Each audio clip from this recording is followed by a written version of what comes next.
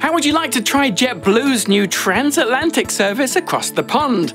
There's 5 ways, that's 10, there's 5 ways it's radically different from anything we've seen before. I've got all the details for you, and I think you'll be really surprised at what they're doing. Also coming up in this episode of the Travel Pro Show, we'll report from Salt Lake City's shiny new $4 billion airport, we'll review an app that claims to help you beat jet lag, and we have a couple of nifty car rental hacks to save you money during this period of Carmageddon. I'm Andrew Locke, and this is the show that shares the secrets to smarter travel.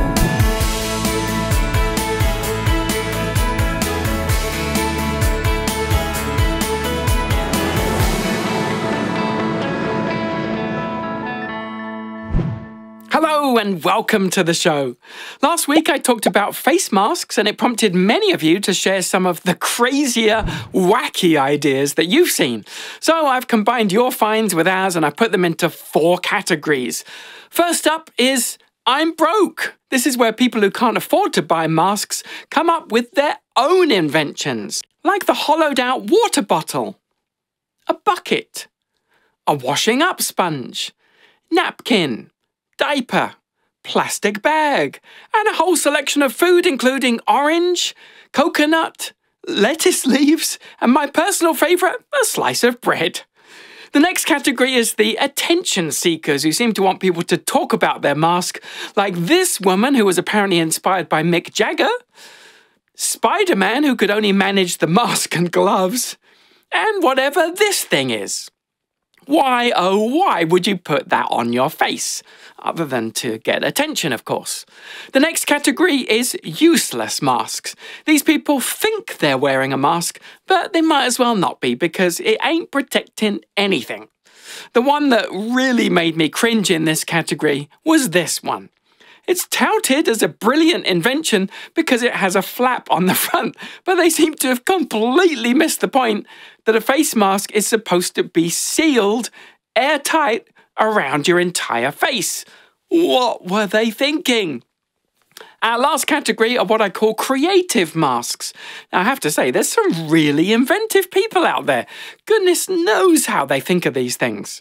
This guy used a saucepan lid to go inside his hoodie. That's pretty clever, right? This one went a bit overboard with water bottles. This guy created his own ecosystem with plants, presumably to generate oxygen. That's amazing. And my favourite creative mask is this one. She decided to use a software CD, but not just any CD. Look closely, and it's Norton Antivirus. Oh, I see what you did there. So, there you have it. I'm curious, would you use any of these masks? Did you have a light bulb moment, bing, and think, wow, that's genius? Or did you, like me, think, these people have way too much time on their hands? As always, we welcome your feedback and opinions in the comments below. Are you jaded by jet lag? Hopping over time zones can certainly take its toll on the body, and at its worst, jet lag can give you insomnia, digestive problems, and zap you of energy. Fortunately, there's now an app that claims to help you beat jet lag. It's called TimeShifter, and on their website it says the app was developed by world-renowned scientists, and it's used by astronauts and elite athletes and top CEOs.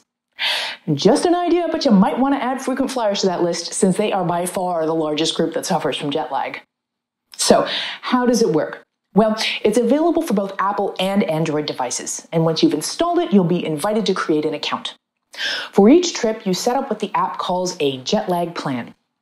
Your first one is free, so you can try it out at no risk. After that, it's $9.99 per trip, or you can get an unlimited subscription for $24.99 a year, which is obviously a better deal if you travel more than 3 times.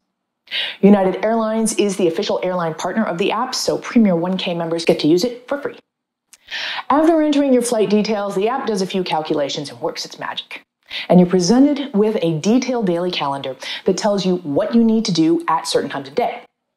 So it'll tell you what time to set your alarm and what time to go to bed in the days leading up to your trip, whether to stay awake or go to sleep during your flight.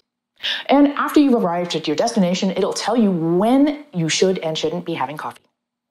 It's actually a lot smarter than I'm making it sound, because the recommendations are based on years and years of research, and they're very detailed and precise. Judging by the reviews, the app has already won a lot of fans. So if jet lag is something you struggle with, you might want to check out TimeShifter and see how you get on. Well, that's all from me. Back to you, Andrew. Most people think of Salt Lake City as either the home of the Mormons or perhaps as the host of the 2012 Winter Olympics. Frequent flyers, on the other hand, probably think of Salt Lake as being a Delta Airlines hub.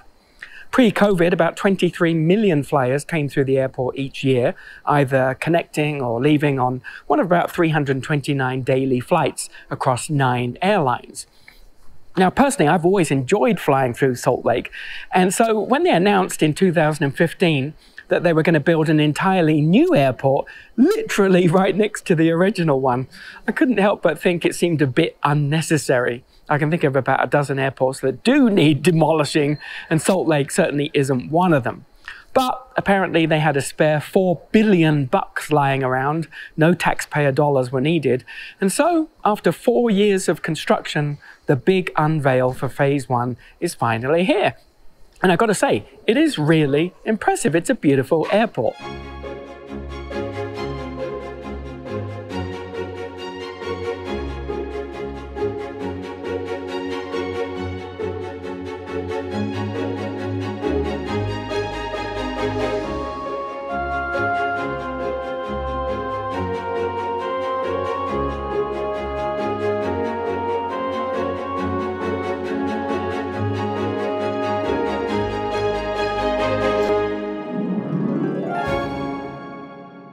One of the special things about the location of this airport is it lies between 2 mountain ranges in the Salt Lake Valley, reflected by this artwork behind me called the Canyons. The scenery in all of Utah actually is spectacular, and the new airport has floor-to-ceiling windows so travelers can enjoy the wonderful views. The plan now is to completely demolish the original airport to make way for another new pier as a further expansion. In the meantime, if you do find yourself passing through the new Salt Lake City airport, I'm sure you'll enjoy this new Delta Airlines hub. They had the money to do it, and now we all get to enjoy a smoother travel experience. If you're enjoying this episode so far, please consider becoming a subscriber so you can continue to enjoy these episodes. Just click the little bell icon in the corner of the screen. Now then, something big has been happening in the world of rental cars. Maybe you've heard about it. I went to Las Vegas to investigate.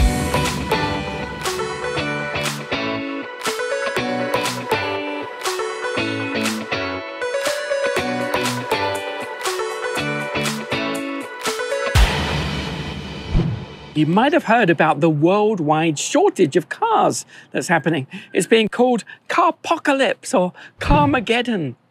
I think that's a little over the top, but what's the story here? What's going on? Well, when times were tough during the pandemic, the car rental agencies, in all their wisdom, sold off most of their cars. It also didn't help that there was a gigantic fire at Fort Myers Airport where 3,500 rental cars were destroyed. Well, now that people are starting to travel again, the rental companies have found themselves totally unprepared and in a real pickle because there's a massive shortage of cars. So that has led to price gouging to the extreme. In Hawaii, for example, for the last few months, it's been common to see rates around $400 per day. Maybe Carmageddon is an appropriate term after all. That's insane. So what can you do about it? Well, we've got 2 nifty travel hacks to save you money. The first secret is to extend your rental dates beyond what you really need. So if you were planning to rent for 1 day, instead search for 3 or 4 days. And if you were planning to rent for perhaps a week, then you would search for 10 days instead. What you'll find is very often the longer period has a dramatically lower cost per day. Just as an example, I needed a car at LAX for a day, and the 1-day price was $150. But when I extended it to a 3-day rental, it came down to just $60 a day. So again, book a longer period than you need, and then bring the car back early. Most car rental companies will only charge you for the time you actually rented, but they'll base the price on that longer period. Clever, right? Now then, if you find that all the cars are sold out or the prices are still ludicrously high, I suggest you do what I did, go to uhaul.com and rent one of these, a cargo van. Every major city in the States has multiple U-Haul locations, so it's very easy to make a reservation. I know it's not pretty, but to be honest, it drives just like a big SUV and it'll save you a small fortune. Oh, and of course, you'll never have to worry about having space for all your shopping. Just as an example of the cost savings, this week in Vegas, even compact cars were renting for about $150 a day, which is absolutely nuts. But this cargo van cost me $150 for the entire week, including full insurance coverage and the mileage. That's less than what it would have cost for a one-day car rental. So try those two methods, and as always, let us know how you get on with them. Well, let me take a moment to tell you about Founders Card, the ultimate tool for savvy travelers. Founders Card is primarily designed for business owners and entrepreneurs, and you do have to apply and pay a modest annual fee to be accepted, but the benefits are enormous. You get discounts and/or perks with airlines like Emirates, American, United, BA, Singapore, and Cathay Pacific, as well as with hotel chains like Marriott and Hilton, plus car rental companies like Hertz, Avis, and Sixt. Taking Hilton as an example, not only do you get a discounted rate, you also get instant gold status without having to meet the normal stay requirements. That means you get free room upgrades, free cooked breakfast for everyone in your party, free late checkout, free high-speed Wi-Fi access, and 25% bonus points. Pretty good, right? There's hundreds of discounts and perks to choose from. You get a sleek metal membership card to flash in front of your friends, and as a member myself, I have to tell you, I love it. So do yourself a favor and check it out at thefounderscard.com so you can get a lot more perks and discounts when you travel. The most competitive airline route in the world is across the Atlantic between the US and Europe, and the single most profitable route is between New York and London. Pre-pandemic, British Airways alone were raking in more than $1 billion a year on that one route. It's no surprise then that over the years, many airlines have tried to get in on the action, but it's usually a bloodbath ending with the smaller player being muscled out by the big airlines. So when JetBlue announced that they're going to try exactly that to fly transatlantic between both JFK and Boston and Heathrow, everyone's ears perked up. There's no question that in order to succeed, they need to offer a better product at a lower price. Well, I have to admit, it seems like they may have come up with a winner because, from what I can see, there's not one, but 5 ways that their new service breaks the mold. First, the planes. JetBlue has said that they'll be flying Airbus A321LR planes, whereas other airlines fly huge wide-bodied aircraft with around 300 seats. The A321 is a very modern aircraft with just a single aisle down the middle, so it eliminates the need for a centre section, which most people hate. Second, there's the seats. In economy, they'll be both wider and have more legroom, 32 inches of it to be precise. That's significantly more than their competitors, making it a huge selling point. Third, the technology. Everyone on board will have access to a power outlet and USB charging point, and in economy, everyone will have a 10-inch HD seatback display with free movies and TV shows, plus, get this, free unlimited high-speed Wi-Fi. That's amazing. Fourth, the food and drink. JetBlue are pioneering a concept they're calling build your own meal. That doesn't mean they expect you to don an apron and work in the galley, but what it does mean is that even in economy, you'll be able to choose from 3 bases, including meat and vegetarian dishes, plus 2 sides that you select from a variety of hot and cold options. Bottom line, you'll have a meal that you're much more likely to enjoy. Oh, and one more thing, you can order the meal from your seatback TV. Wow, I love that. And there's even more good news in that all drinks are included, Yeah, even those of the alcoholic kind. By the way, I realize that this is starting to sound a bit like a commercial for JetBlue. It's not intended to be that way, but I am genuinely excited about this new service. Fifth, and this will definitely excite premium passengers, JetBlue will have 24 private suites in their popular Mint class. Each suite features a seat that converts into a comfortable, fully flat bed.